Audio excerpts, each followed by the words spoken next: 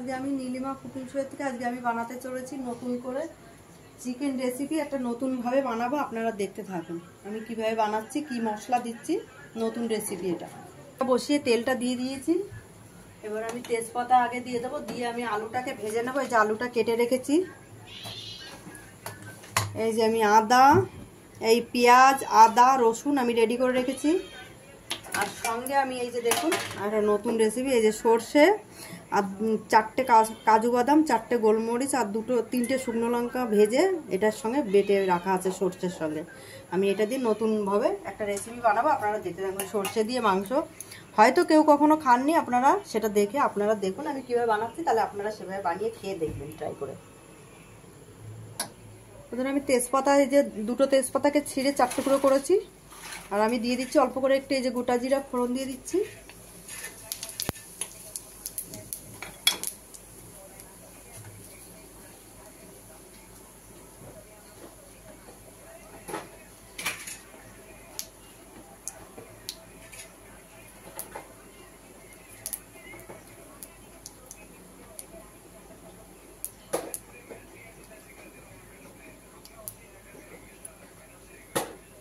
এবার আমি আলুটাকে দিয়ে দিলাম, দিয়ে দিচ্ছি বন্ধুরা আদা, পেঁয়াজ, রসুনটাকে বাটাটাকে।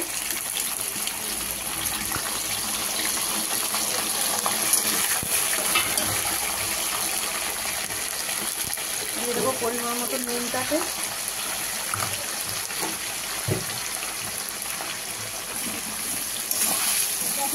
এক চামচ 2 চামচের জিরা ধনের গুঁড়ো দিয়ে দিলাম।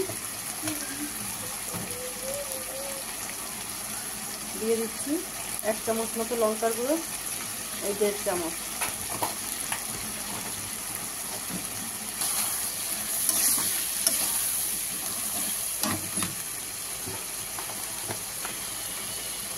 দিয়ে দেবো পরিমাণ মতন হলুদ দিয়ে। এবার এটা একটু হালকা ভাজা ভাজা মতন হবে, আমি চিকেনটাকে ঢেলে দেবো এর মধ্যে। দিয়ে দিলাম অল্প করে একটু চিনি। চিনিটা দিলে একটু টেস্টটা ভালো আসে, যার জন্য আমরা চিকেনে চিনি দিই। সব চিকেনে দিই না, এক একটা চিকেন আমরা যেভাবে যেরকম রান্না করি সেই হিসাবে সেটাতে দিই।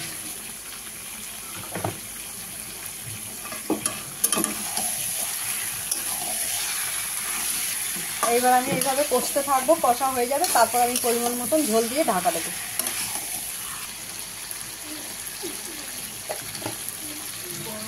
বন্ধুরা এই যে বাড়িতে আমি মানে গরম মশলা নিজে হাতে বানিয়ে রাখি, এই যে সেটাকে একটু দিয়ে দিলাম অল্প করে পরিমাণ মতন।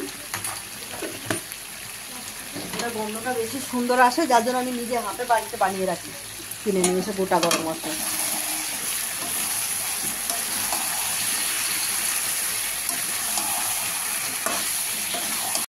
এখানে আমাদের বাড়িতে গোটা রসুন খেতে খুব ভালোবাসে মাংসতে, যে দিয়ে দিলাম একটা, ওটা গলে যাবে আর ওটা সবাই একটু একটু করে 2-4 কোয়া করে সবাই নেবে।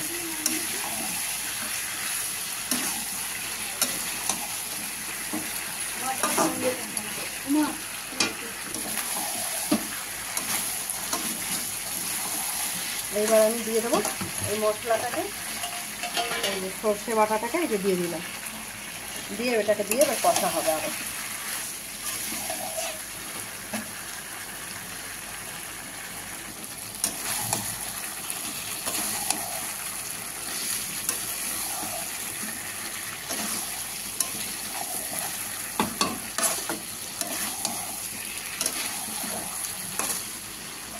দেখুন এবার এটা একটা নতুন রেসিপি, খুব টেস্টি হয়, দারুণ হয়, আমাদের বাড়িতে খেতে সবাই খুব ভালোবাসে। আপনারা বাড়িতে দেখবেন করে, এটা দুর্দান্ত খেতে রেসিপি হয়। আমরা তো সবসময় এক ধরনের একভাবে খাই, নানা খাওয়া দেখা উচিত। আর একটু এইভাবে আমি কষাবো, কষানোর পরে তারপরে আমি ঝোল দিয়ে দেবো। এখনো কষা হবে, একটু হয়ে গেছে আমার কষানো। এবার আমি ঝোল দিয়ে দিচ্ছি পরিমাণ মতো, বেশি ঝোল হবে না, অল্প ঝোল হবে, যার জন্য আমি খুব ঝোল দিলাম না। এটা দিয়ে আমি যেই ফুটে উঠবে একটু কমিয়ে দেবো, মাংসটা যাতে সেদ্ধ হয়ে যায়, চিকেনটা কষা কষা মতন ঝোল হবে।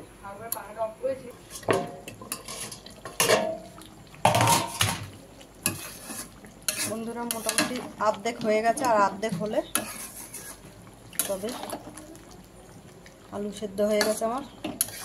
চিকেনটা আর একটু সেদ্ধ হোক, না আর একটু হোক।